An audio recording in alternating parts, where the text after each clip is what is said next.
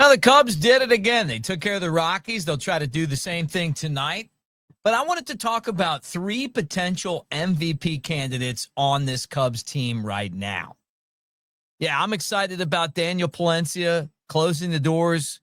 I'm excited about what's going on with this organization. But three guys that stand out as far as potential most valuable players. And we're going to talk about it right here on the Cubs Baseball channel.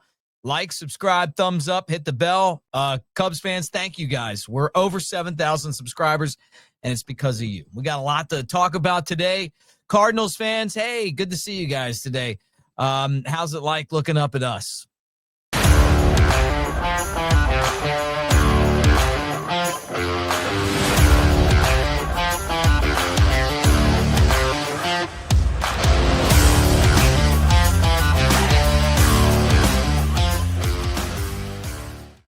What do you say, everybody? It's Mick Gillespie, Cubs Baseball Channel. Thank you guys for being here today.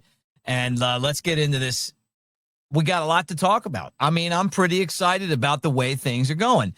The fact that the Cubs took care of the Rockies yesterday was expected, right? But it's never in the major leagues a guarantee. And it was a close game. Rockies tied it up. Cubs come right back, take the lead, and then close it down. Daniel Palencia with another save. Maybe he's starting to feel it now. Like when you're put in that position where it's up to you, get the job done. You're the guy that's got to make it happen, and he knows it, and he did. And I hope that he continues to grow in his confidence, whether it's against great teams or not great teams, because every single time that he closes the door, that means we win, and I love that.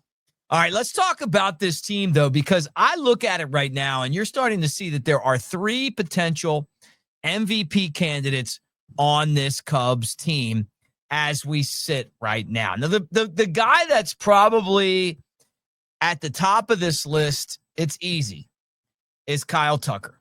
And where we sit right now before we play tonight, he's hitting .280. He's got 59 hits and 211 at-bats. 9 doubles, 4 triples, 12 home runs, 39 runs batted in. He's got a .382 on base percentage. The guy has walked 36 times and only struck out 31 times. He's played excellent in the outfield. He's been a difference maker for the Cubs. They traded a lot to get him, and don't look now, but Cody Bellinger's actually having a pretty decent year for the Yankees. And I've talked about it. It was not easy to get this guy. Cubs gave up a lot to bring him in. Bellinger wasn't even part of the deal. They just sold him off to the Yankees. But they traded Isaac Paredes. They traded Cam Smith, first-round pick a couple years ago. Well, really last year's draft. Hayden Wesneski, who was actually pitching pretty well before blowing his arm out. They had to trade the players that they got to get Paredes, including Hunter Biggie, who I thought was a pretty good relief pitcher, whatever. All of that to get Tucker. And honestly, he's lived up to it. You cannot take that away from him. And you guys aren't. You get it. He is one of the elite, super elite players in the league. We know that teams are going to line up to try to get him. It's up to the Cubs to make a deal that he'll stick around, and he'll stick around for a long time because the Yankees, the Dodgers, the Phillies, who knows who else is going to be in the mix to try to get him. The reason why is he is that good. And honestly, he's been that good. And he's made everybody around him better.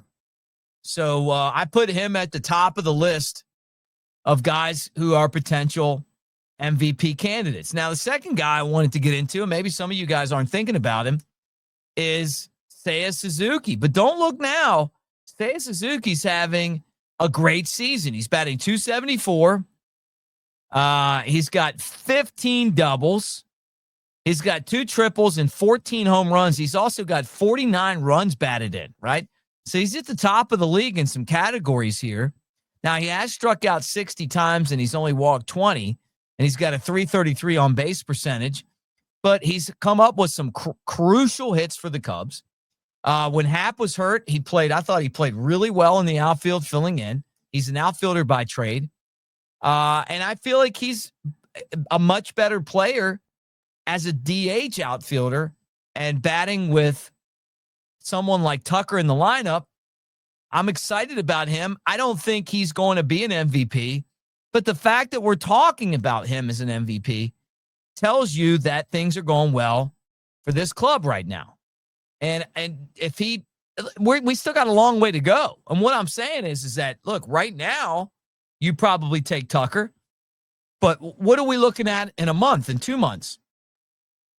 Suzuki's having a great season. The other thing is, like, the fact that he's not playing the outfield every day, maybe that's keeping him healthy, because the biggest problem I've had with him is he gets hurt a lot, but he hasn't been hurt this year. He looks like a star player to me. Ask the Reds what they think about Seiya Suzuki. So he's the other guy in this. And then the other player that I wanted to talk about that I don't know if he's going to win the, he's probably not going to win MVP this year, but I'll tell you what, we got to talk about him. And he's fun, is Pete Crow-Armstrong. He's hitting 280, 13 doubles, 3 triples, 14 home runs, 48 knocked in. Problem with him is 9 walks, 55 strikeouts, a 310 on base percentage, and a 280 batting average. He's got to get the on base percentage up, right? But besides that, how fun has he been to watch? I mean, it's been amazing because he's like Javi Baez. You cannot keep your eye off him, whether he's batting, whether he's running the bases, or whether he's playing in the outfield. He is a point of emphasis guy. He's better than Seiya Suzuki and everybody else in the league, even Kyle Tucker, whoever, defensively. But he's the best defensive player in baseball. I'm going to tell you that right now, and I mean it. He is.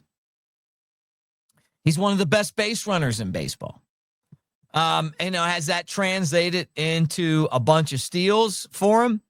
He's got 14 steals. Tucker has 15, and Horner has 11. Those are at the top. Suzuki only has 1. But Hollywood Pete just brings just the pizzazz of the position.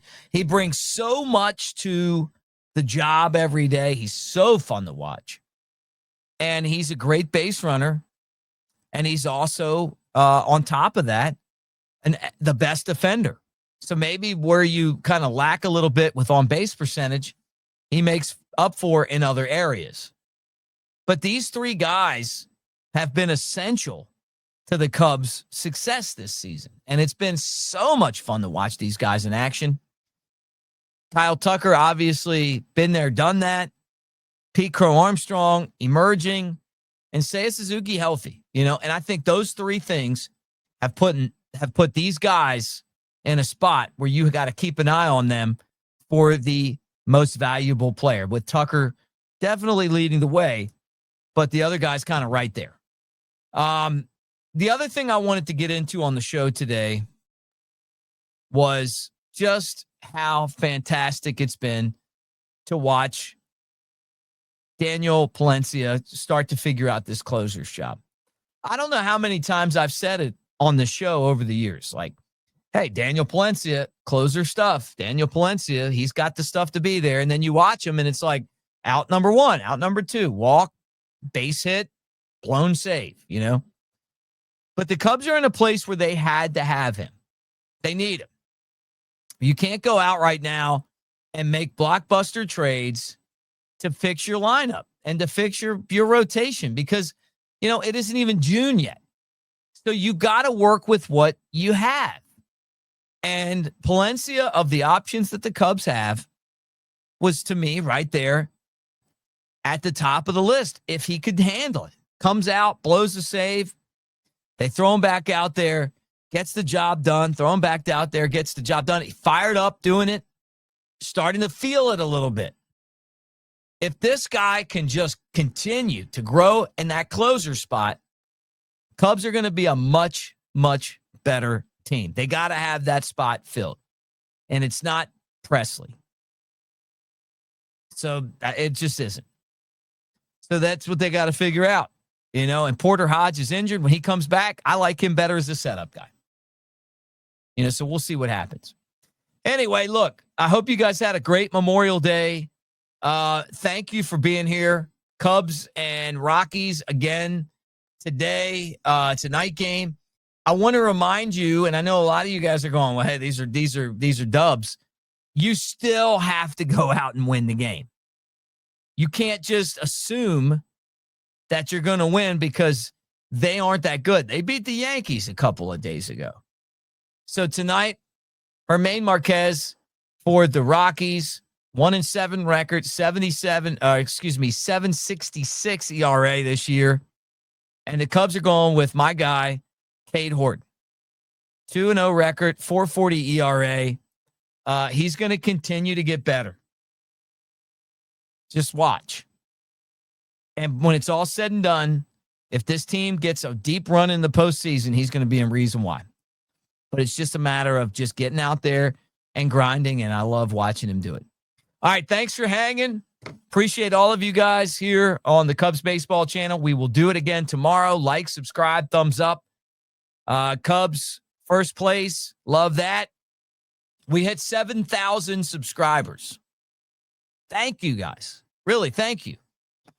When the channel started, I didn't know if anyone was going to watch it. And we got 1,000, and then we got 2,000. We've, just continue to go. But every one of you that take the time to watch our show and be part of what we do here means a ton to me, because I know you have a lot of other options. But I will promise you this, that I've spent 40 years loving this organization and this team, and I've spent 20 years working for them. So you can find other people, but nobody's going to have been with them and around them as much as I have. And I don't know if that's good or bad. So you guys being here, I love you. Thank you so much for making us part of your day. And we'll try to make it a good show tomorrow. But go Cubs. I think that I like the way this team's playing. It's been fun.